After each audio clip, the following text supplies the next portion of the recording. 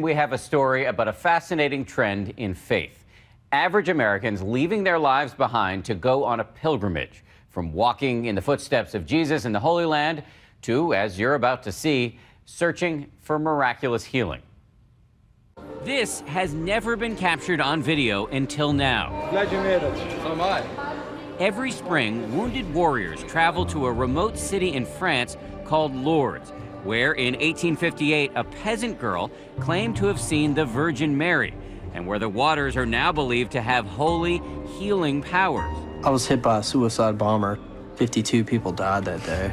I watched my squad members die, so it's pretty traumatic. This trip, maybe this will help me find solace in the deaths that happened. When I first got injured, when I was having nightmares, when I was having anger issues, I felt like I wasn't enough. Like, I would have been better off dead. These Americans are joining soldiers from around the world on an annual pilgrimage. Not all of them are believers. This is Corporal Zachary Herrick, who had a grenade explode in his face in Afghanistan. I don't really believe.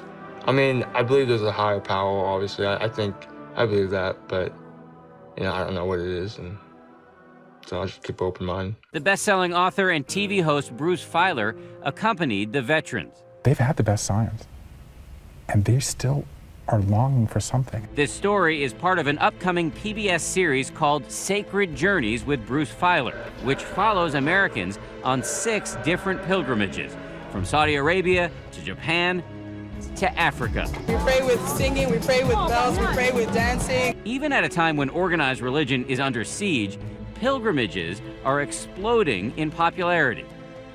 We live in a time where it's sort of a DIY time for faith. You have to make your own decisions and decide for yourself what you believe and what gives your life meaning. So a pilgrimage, which at its core is a gesture of action, is a response to that.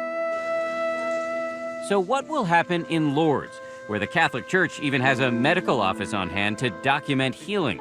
What we are looking for is to understand if a person was indeed really sick, if we have a true and real diagnosis for that disease, what was the prognosis of that disease, what was the treatment that that person received, and if that cure is indeed lasting forever. One by one, the wounded warriors, even Corporal Herrick, enter these small grottos where they're bathed in what is believed to be holy water. The shock of the water wasn't as bad as my emotions, and that in itself was something to grasp. The following day, I felt a change within me. I wasn't having as much back pain. I wasn't having as much pain on my shoulder. For some reason, my face felt lighter. Sergeant Chris Pizer, who was blinded in Iraq, is on his 3rd visit. After his first bath, he was disappointed not to be cured. But in the end, his wife says he was healed in a different way. He wasn't cured visually, but he was cured in another way. Our family was very broken. After we came last year, he started stepping up to the plate and being the man that he was before he went to Iraq. Ultimately, these soldiers know the point of a pilgrimage is not to look for a specific outcome, but instead to step into the unknown and perhaps to learn something profound about yourself. I love you guys. Oh, you've been beautiful. And,